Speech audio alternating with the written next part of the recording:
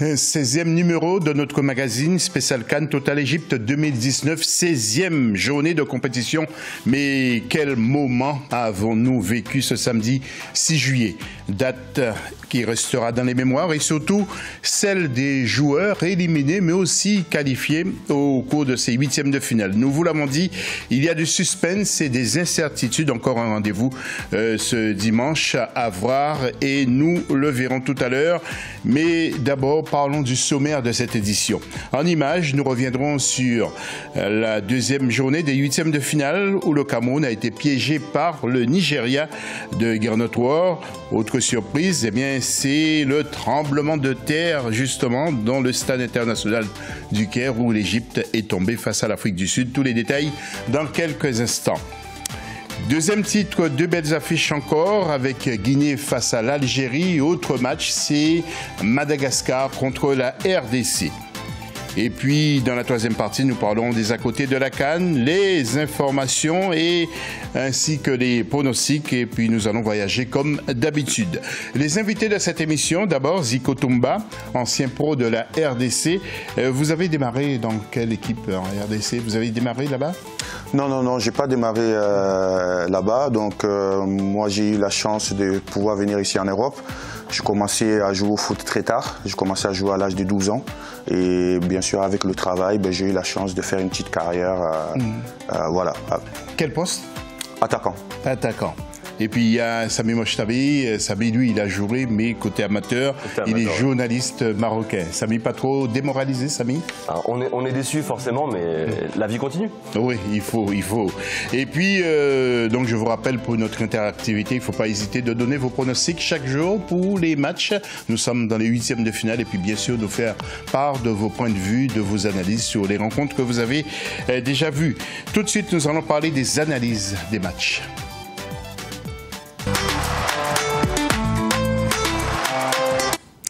Donc, deuxième journée des huitièmes de finale et après la surprise de la veille où le Bénin donc a terrassé le Maroc, tout le monde attendait le choc des titans entre le Cameroun et le Nigeria en images.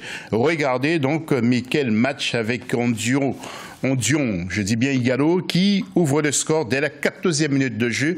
Et ensuite, l'excellent attaquant Stéphane Baoken égalisait pour le Cameroun à la 41e minute. Puis 3 minutes plus tard, eh bien, c'est Clayton Nji qui doublait la mise pour les Lions indomptables. Mais le stratège ou la stratégie de Gernot Rohr a payé. Odion Igalo surgissait encore à la 63e minute pour marquer encore un but. Et 3 minutes plus tard, eh bien, c'est Alex Irobi qui était là comme un renard des surfaces pour expédier le Nigeria au 7e ciel, synonyme de qualification et de tristesse pour le Cameroun et ses supporters. Mais c'est quelle explication donnez-vous justement à ce match? Tout d'abord, Sami.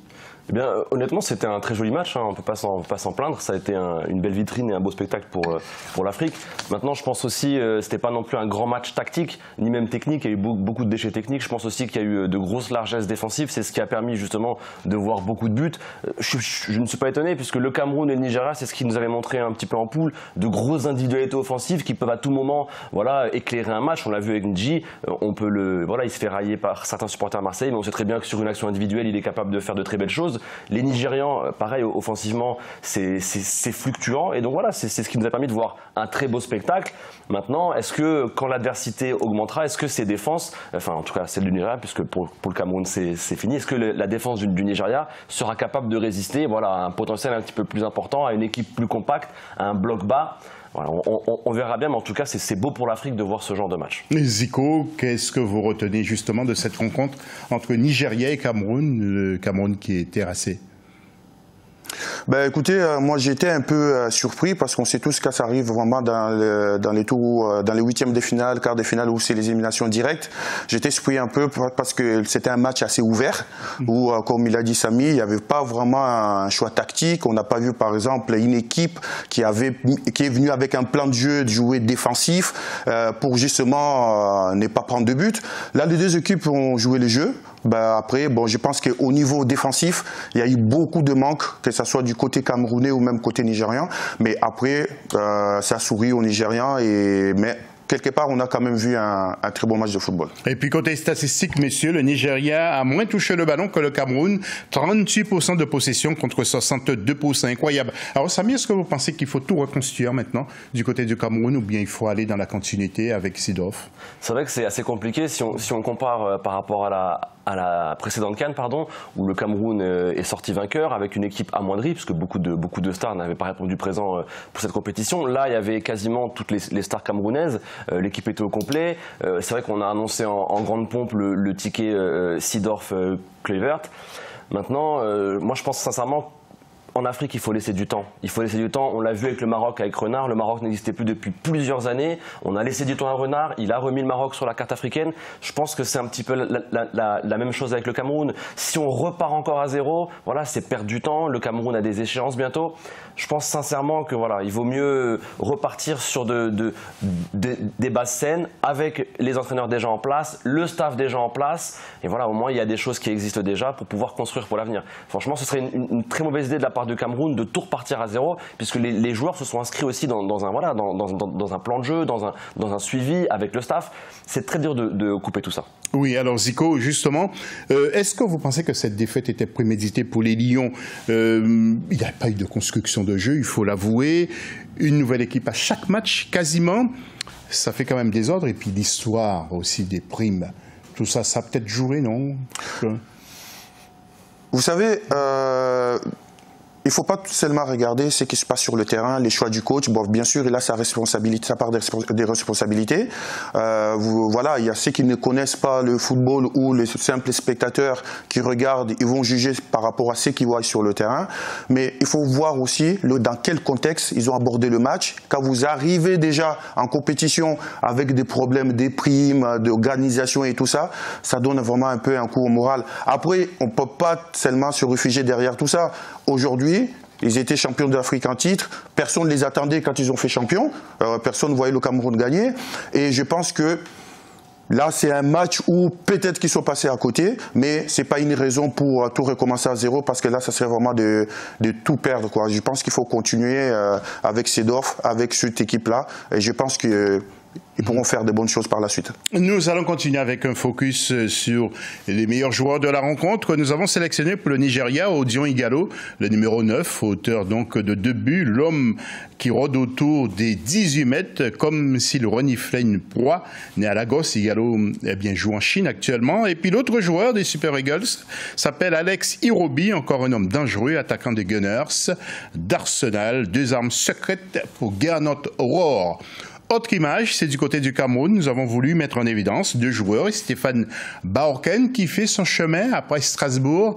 C'est autour justement d'Angers où il est attaquant. Et puis le défenseur central que j'aime bien personnellement, Michael Gadeux qui évolue à Slava de Prague. Il a 28 ans. C'est presque une assurance tout risque pour la défense camerounaise. Nous allons enchaîner avec l'autre match maintenant entre l'Égypte qui était donné favori face à l'Afrique du Sud. Regardez en image, incroyable de voir comment les Pharaons ont été dominés en première mi-temps, secoués lorsqu'ils sont entrés au vestiaire par leur entraîneur, mais insuffisant pour empêcher Tambinkosi Lorch de marquer un superbe but à la 85e minute de jeu. Les supporters égyptiens n'en croyaient pas et les coéquipiers de Mohamed Salah pouvaient dire adieu à la CAN. Messieurs, surprise ou pas? Est-ce que vous êtes d'accord que l'Égypte a été dominée complètement? Oui, le résultat en soi-même est une surprise. L'élimination du pays hôte et de l'Égypte, septuple vainqueur de la CAN, c'est une surprise forcément. Maintenant, oui, l'Afrique du Sud a totalement surpris. Ils ont joué sans complexe. Il y a des joueurs comme To qui se sont montrés. Honnêtement, on ne les avait jamais vus à ce niveau-là. Là, contrairement au Cameroun, où voilà, je préconise de construire avec les gens en place. Là, l'Égypte aussi avait un statut différent du Cameroun. Le Cameroun n'était pas vraiment attendu. L'Égypte était favori ultime. C'est-à-dire dans tous les sondages, tout le monde mettait l'Égypte en premier, l'Égypte à domicile. On sait très bien que généralement, c'est minimum demi-finale ou alors ça va au bout. Donc oui, mais vous vous rendez pas compte, c'est un tremblement de terre. Et d'ailleurs, on l'a très bien vu, tout le monde est parti. Il n'y a plus de président, il n'y a plus d'entraîneur, il n'y a plus de staff, il n'y a plus personne maintenant en Égypte. C'est une catastrophe footballistique. Oui, et nous retrouvons tout à l'heure Zico, mes meilleurs joueurs de la rencontre que pour l'Afrique du Sud, c'est Tambinkosi, regardez Lorch, numéro 23, qui évolue à Orlando Pirates, prédit un bel avenir. Et Lebo Motiba, numéro 9, ancien joueur des Mamelodi Sundowns. Il a joué à Johannesburg également. Et puis du côté de l'Égypte, heureusement qu'il était là, le gardien des Pharaons, parce que l'Égypte aurait pu encaisser plus de buts. C'est El Shenaoui, qui évolue aux Zamalek. Très fort le garçon. Et je ne serais pas étonné s'il quitte justement Zamalek ou l'Égypte. Il n'a que 27 ans, hein, Zico. Non, c'est un très bon gardien. Moi, j'ai regardé tout le match hier avec ma famille. Mais par contre, moi, je ne suis pas très surpris par ce résultat de l'Afrique du Sud. Moi, j'ai regardé un peu les 2 premiers matchs de poule que l'Égypte a joué, notamment contre mon pays, la RDC, où je pense quand même on frappe 2 fois le montant, donc on aurait pu faire quelque chose de mieux.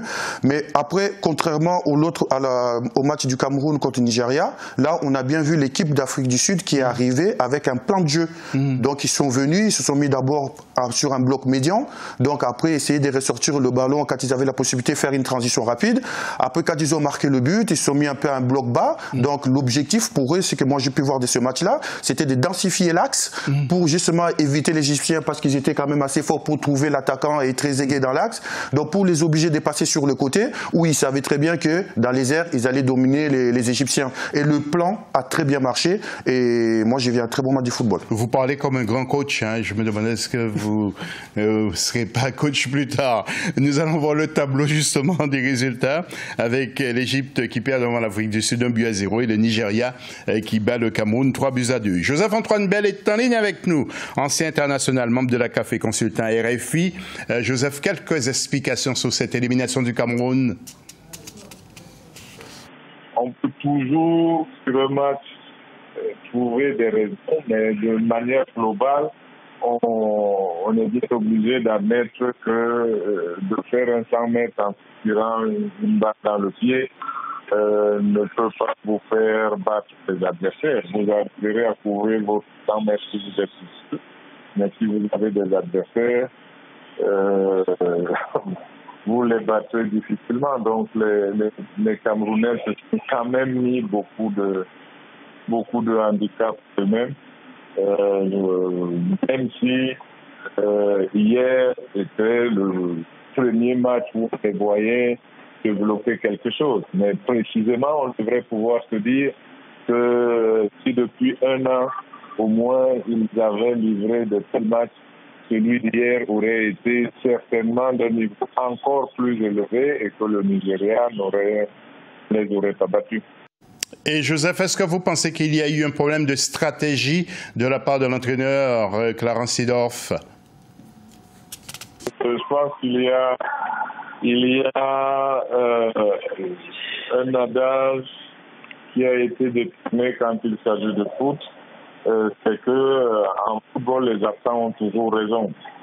Donc je ne serai pas de ceux qui vont se mettre à chercher les solutions dans ceux qui n'étaient pas sur le terrain, parce que je suis sûr que ceux qui étaient sur le terrain, on pourrait rectifier des petites choses qu'ils auraient faites et on aurait notre résultat.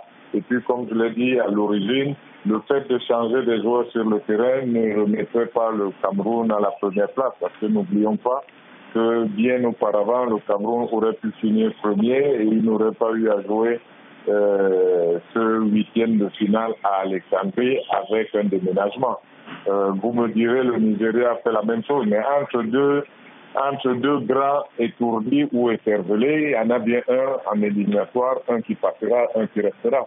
Et du coup, les Nigérians ne reverront pas les bêtises qu'ils ont faites et qui les ont privés de la première place. Ils ne les regretteront pas beaucoup et probablement ne les corrigeront pas. Les Camerounais d'ailleurs non plus, parce que je suis pas sûr qu'ils auront le courage de se regarder en face dans une glace et de relever leur propre manquement.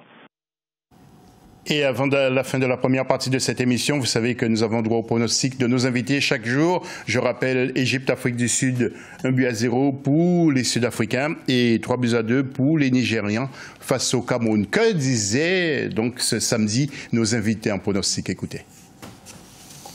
Le score de 3-1. Waouh. Et Afrique du Sud, Égypte? Ou Égypte-Afrique du Sud?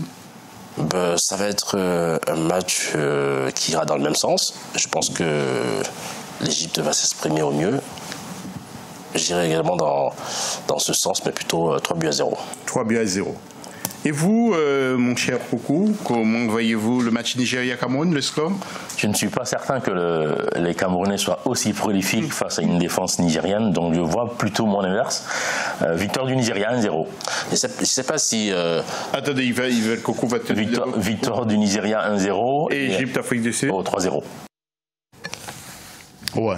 Bon, eh bien, écoutez,